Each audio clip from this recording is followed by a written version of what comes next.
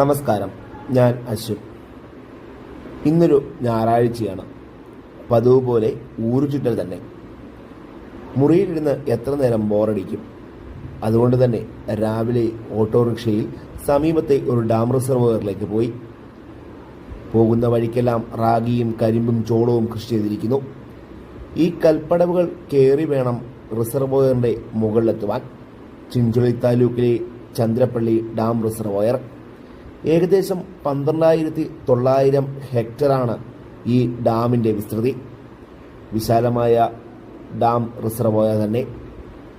കൃഷിക്കും ജലസേചനത്തിനുമായാണ് ഇവിടുത്തെ ഡാം ഉപയോഗിക്കുന്നത്.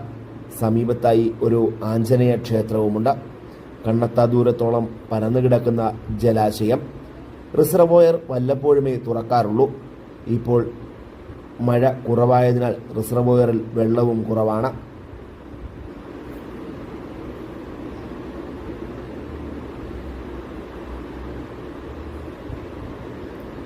റിസർവോയർ തുറക്കുമ്പോൾ, ഷട്ടറുകൾ തുറക്കുമ്പോൾ വെള്ളം ഒഴുകിപ്പോകുന്ന പാതയാണിത്.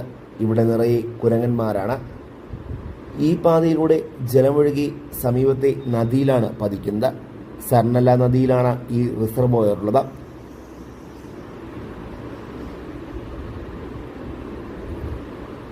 സമീപത്തായി 12 കിലോമീറ്റർ നടന്നു പോകാൻ കഴിയുന്ന ചിഞ്ചുളി ഫോറസ്റ്റ് ട്രക്കിംഗ് ഏരിയയുമുണ്ട്. കാടിനെ ശരിക്കും അറിയുക എന്ന ടൂറിസം പദ്ധതിയുടെ ഭാഗമാണിത്. ഇവിടുന്ന് ഗൈഡിൻ്റെ സേവനവും ലഭ്യമാകും. ഞായറാഴ്ച ആയതുകൊണ്ടാകും ആരും തന്നെ അവിടെ ഉണ്ടായിരുന്നില്ല. 3 മണിക്കൂർ കൊണ്ട് ഈ കിലോമീറ്ററുകൾ താണ്ടി നമുക്ക് ഡാമിൻ്റെ മറുകരയിലെത്താം. ഡാം ഷട്ടറുകളാണിത്. ഇപ്പോൾ റിസർവോയറിൽ ജലം കുറവായതിനാൽ ഷട്ടറുകൾ താഴ്ത്തിയിരിക്കുകയാണ്. ജലം ശക്തമാകുമ്പോൾ ഷട്ടറുകൾ ഉയർത്തും. ഏകദേശം 8ഓളം ഷട്ടറുകളാണ് ഇത്തരത്തിലുണ്ടാകുക. കേരളത്തിലെ മിക്ക ഡാം ഷട്ടറുകളും ജലത്തിൻ്റെ അടിയിലാണ് ഉണ്ടാകുന്നത്. പക്ഷേ ഇവിടെ മാത്രം ഇത്തരത്തിൽ ആദ്യമായാണ് ഡാം ഷട്ടറുകൾ ഞാൻ നേരിട്ട് കാണുന്നത്. Chandrappally dam reservoir Chinchuli wildlife സാഞ്ചുറിയുടെ ഭാഗമാണ് ഈ ഡാം റിസർവോയർ. ഏക്കർ കണക്കിന് വ്യാപിച്ചു കിടക്കുന്ന ജലം. അല്പനേരം വിശ്രമം. ഡാമിന് മീൻ പിടിക്കാനായി എത്തുന്നവർ താമസിക്കുന്ന സ്ഥലമാണിത്. 1-2 പേർ ഞാൻ വീഡിയോ എടുക്കുന്നത് സസൂക്ഷ്മം നിരീക്ഷിച്ചു കൊണ്ടിരുന്നു. കുട്ടവഞ്ചിയുമെല്ലാം അവിടെ തന്നെയുണ്ട്.